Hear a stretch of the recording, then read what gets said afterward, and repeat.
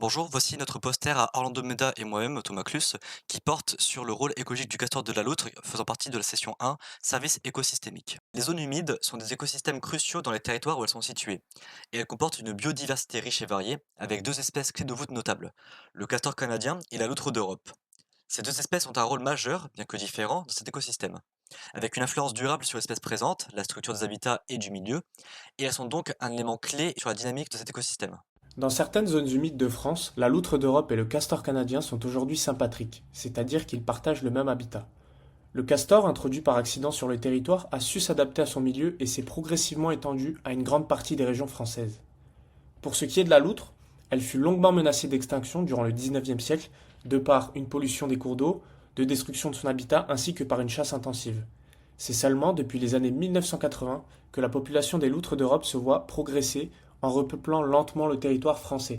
Il est donc évident que ces deux espèces ont fini par partager des aires de répartition similaires par une absence de compétition directe, ce qui leur a donc permis de coexister mais aussi de partager une interaction interspécifique et commensale avec les barrages du castor qui peuvent favoriser la recherche de proies de la loutre.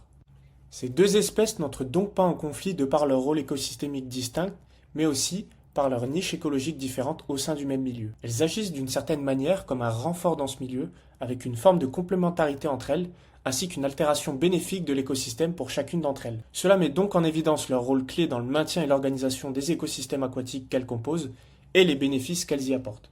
Dans le cas du castor, les barrages créés par ce dernier présentent un bénéfice majeur quant à la composition du milieu, et plus particulièrement de la qualité de l'eau, avec une augmentation significative de la sédimentation et grâce au piégeage des éléments nutritifs, permet à la fois de faciliter l'accès à ces ressources pour la faune présente, mais aussi de permettre d'éviter considérablement l'eutrophisation du milieu, qui en ferait un milieu non favorable pour elle, mais aussi pour la loutre d'Europe. En effet, l'autre d'Europe étant un super prédateur, elle exerce une pression de compétition sur la plupart des espèces présentes en zone humide, et donc réduit l'impact des espèces invasives. C'est pourquoi sa disparition entraînerait une cascade trophique, avec une possible dégradation du milieu. C'est donc pour cela que la co-occurrence de la loutre et du castor est un élément clé du maintien des zones humides.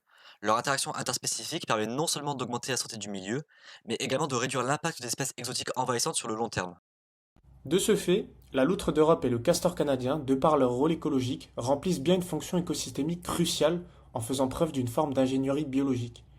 L'association des deux, grâce à la modification structurelle de l'habitat, mais aussi de la régulation trophique, permet d'augmenter la résilience des zones humides face aux facteurs biotiques et abiotiques.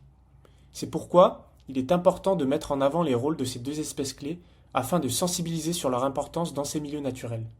Il serait également intéressant de mettre en lien la présence d'autres espèces qui composent les zones humides et ainsi pouvoir élargir l'influence sur chacune d'entre elles à une plus grande échelle.